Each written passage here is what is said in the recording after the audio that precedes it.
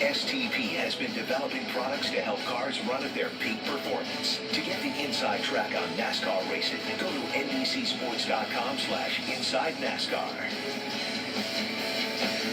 Great look at downtown Richmond, where this racetrack is just a few miles from downtown Richmond. We get ready for qualifying. Let's go to Dave Burns.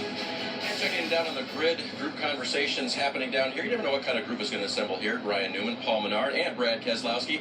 You can stop that conversation just for a moment, but I do want to talk to you. Ryan's got the most at stake here, it would seem, in qualifying here this afternoon. How good was your car in final practice?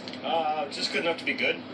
We weren't great. We didn't bust off any great quick laps, but I think we got a decent, at least a better balance on the car. I didn't get a good qualifying run on stickers, so hopefully we can prove that here in this next session.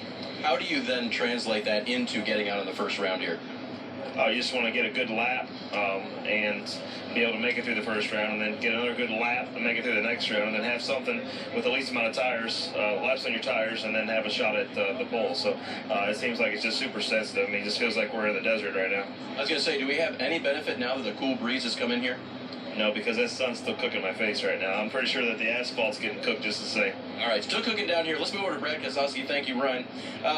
Pretty good in final practice there. What do you expect out of the two-car in qualifying today? Well, we're going to have to, of course, run a fast lap. You got to be faster. Paul was here, and Paul saw you, and you didn't. He ran. He ran. He's gone. It's hard to say what to expect. The track got oiled down there in Xfinity qualifying. I thought it lost quite a bit of grip. So, and of course, in group qualifying, where you have 2 or 3 rounds, the tires wear out a lot here at Richmond, and the second and third round, the cars slide around. So it can be a bit of a handful, Dave, and that's kind of what I'm expecting. Hopefully, we're a fast handful with the Miller Lite 40. As you start each one of your, I would call it, within the round, your laps, which is the money lap? Not the first, maybe the second? I think on the Cup cars, it's the first lap. If you want to get it done on the first lap, so you don't have to keep running the tires over and over again. They're just going to keep falling off. All right, watch out behind you. Brian Scott's car being moved through. Let's head over to Marty Snyder. And let's chat with Chase Elliott and Jeff Gordon. A little advice being exchanged here. I'm not sure who's exchanging what advice here. So who was giving who advice, Chase? He was just giving me a Mountain Dew, actually. Oh, okay. That's so nice of you, Jeff. Very nice of you. That's what I do in my retired life. I take care of these guys. You're a giver, right? So were you giving him advice about Richmond, or is he giving you young guy advice? I don't think we were giving any advice, just talking, just sharing notes about Darlington and today, and talking about how much we enjoy practicing during the day to get ready for night race.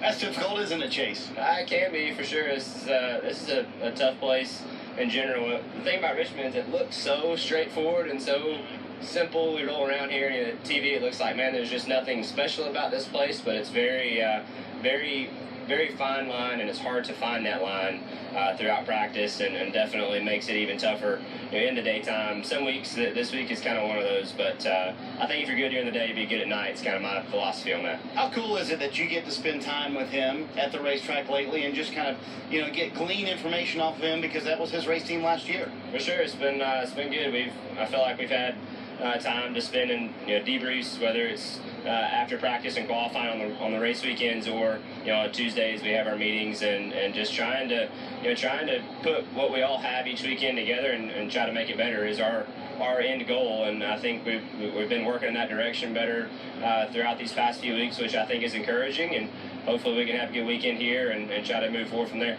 And Jeff, what's impressed you about him this year? Because he's been awfully calm the whole year, hasn't he? Everything. I was so excited when I found out he was going to drive that 24 car and work with Alan Gustafson, who I just love as a crew chief, and all the engineers. That whole team over there deserves to have a young, talented guy like this behind the wheel. And I can't wait for this chase to get started and see what Chase does in this chase. I think that team showed what they're capable of last year, and I think he's going to show what he's capable of once they put a whole reset into it. I'll tell you what, for the semi-retired guys, seems like it's been a pretty good day for the 88 car, hasn't it? Yeah, Greg and the guys on this 88 Exalted Chevrolet have done a great job. The car's been really well balanced, and I hope what Chase said is true. If you got a good car in the daytime, it's good at night, because I feel like my car's been pretty good. All right, Jeff Gordon, Chase Elliott hanging out and waiting for cars to come out, Dave. That's the big thing right now. That's a lot of chasing, Marty. A lot of chases right there. Yes, indeed. Hey, let's talk to Casey Mears. He was fastest in final practice there. What kind of a lap did you get busted off in the 13 there, and can it apply to qualifying coming up? Well, I mean, I think that for sure when we went out, the track was a little better than it was, mid-practice. So that catered to us being quick at that time. But I mean, the Geico Chevrolet's been pretty good. I feel pretty good about it in race trim. It'll be interesting to see how it all stacks up here now, all things being equal, and see what we can do. But we're definitely in a lot better shape than we have been here in the past. It seems like the last couple of times we've been here, we've struggled. And to have that speed at any moment during practice is encouraging for us. And the way the car feels in race trim is encouraging. So I'm looking forward to tomorrow night as well. So are you saying you're maybe a little bit more comfortable now that practice has happened?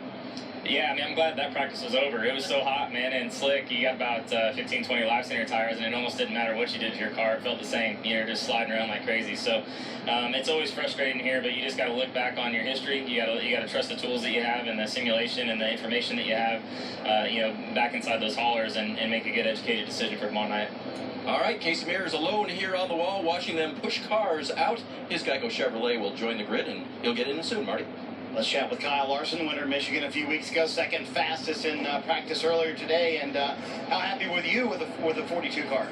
Yeah, we made some gains on it. I thought the second practice, first practice we were trying some new stuff and we were pretty loose. And then second practice, I think we went back on kind of what we've had here in the past and got a little bit better. I thought our consistency was a lot better. And then we made a mock run that was as good as anybody had gone that late in the session. So happy about that. It's always different once it gets a little cooler outside. So we'll see, but I feel pretty good about our Target Chevy. Now that you're locked into the chase, how important is it to learn something this weekend? Because I think you guys feel like New Hampshire is going to be a struggle for you in a couple of weeks.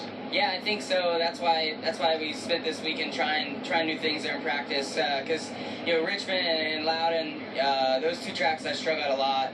And I think we felt if we could learn anything here, it would probably translate to Loudon. So Chad and all the guys worked hard on learning some things and put some stuff into this car. And I feel like we're a little bit better than we have been in the past. Starting to get some cars here on pit road, guys, and qualifying should be just around the corner, Rick.